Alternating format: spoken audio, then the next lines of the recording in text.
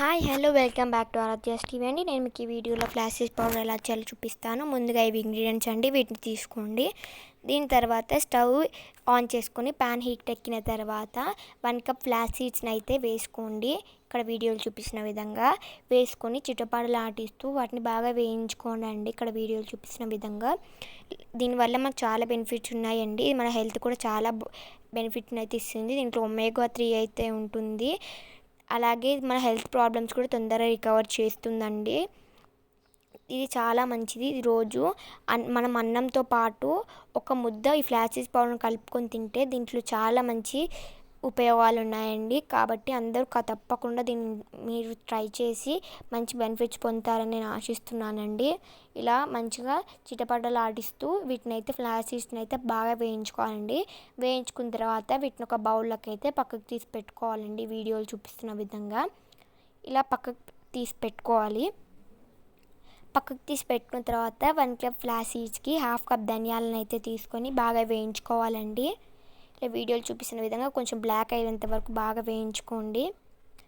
ఇలా కొంచెం దగ్గరికి బ్లాక్ అయ్యే వరకు చిటపటలాడిస్తూ ఆ ధనియాలను కూడా బాగా వేయించుకున్న తర్వాత మళ్ళీ బౌల్లోకి పక్కకు తీసి పెట్టుకోండి. దీని తర్వాత ఒక చిన్న గరిటెడు శనగపప్పును అయితే తీసుకొని బాగా వేగించండి. వాటిని కూడా స్టవ్ని సిమ్లో పెట్టుకొని వీటిని వేగించండి. వేయించుకున్న తర్వాత వీటిని బౌల్లో పక్కకు పెట్టుకోండి. దీని తర్వాత మళ్ళీ చిన్న గరిటెడు మినపప్పును తీసుకొని మినపప్పును కూడా మంచిగా వేయించుకోండి. స్టవ్ని సిమ్లో పెట్టుకొని ఇవి కొంచెం చిటపటలాడిస్తూ కొంచెం బ్లాక్ కలర్ గోల్డెన్ కలర్ వచ్చేంత వరకు కొంచెం మీరు వేయించుకోండి. వేయించుకున్న తర్వాత వీటిని కూడా పక్కకు తీసి పెట్టుకోండి బౌల్లోకి.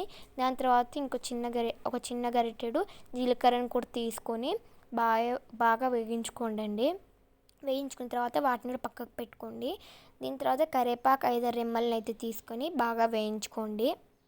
ఇక్కడ వీడియోలు చూపిస్తున్న విధంగా అవి కొంచెం క్రిస్పీగా ఉండాలండి. మంచిగా వేయాలండి ఇవి. అలాగే ఇక్కడ చూపిస్తున్న విధంగా బాగా కలుపుకొని వేయించుకోండి. వేయించుకున్న తర్వాత మీకు రుచికి సరిపడా ఎండిన మిర్చి అయితే తీసుకోండి. ఇక్కడ నేను ఎండిన మిర్చి 10 నుంచి 15 వరకు తీసుకున్నానండి.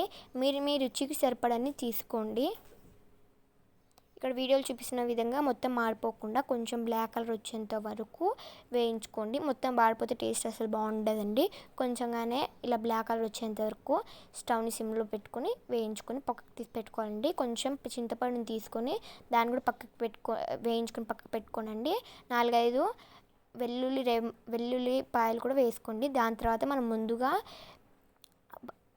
వేగించిన ఎండుమిర్చిని అయితే చిన్న చిన్న పీసెస్ చేసుకొని మనం ఇంకా ముందుగా వేయించి పెట్టుకున్న కరివేపాకు ఫ్లాసీడ్స్ ఏవైతే ఉన్నాయో అన్నీ వేసుకొని బాగా ఒకసారి కచ్చపక్క దంచిన తర్వాత పింక్ సాల్ట్ మీకు రుచికి సరిపడా యాడ్ చేసుకోండి. దాని తర్వాత ఒకసారి మిక్సీ పట్టిన తర్వాత మన ఫ్లాసీడ్స్ పౌడర్ అయితే రెడీ అయిపోయిందండి. ఇక్కడ మీరు చూపిస్తున్నగా ఇది ఫ్లాసీడ్ పౌడర్ అండి. దీనివల్ల చాలా బెనిఫిట్స్ ఉంటాయి. మీరు దీన్ని తప్పకుండా మీ ఇంట్లో ట్రై చేశారని ఆశిస్తున్నాను. మీకు ఈ వీడియో కనుక నచ్చినట్టయితే లైక్ చేయండి, షేర్ చేయండి, కామెంట్ చేయండి, అలాగే సబ్స్క్రైబ్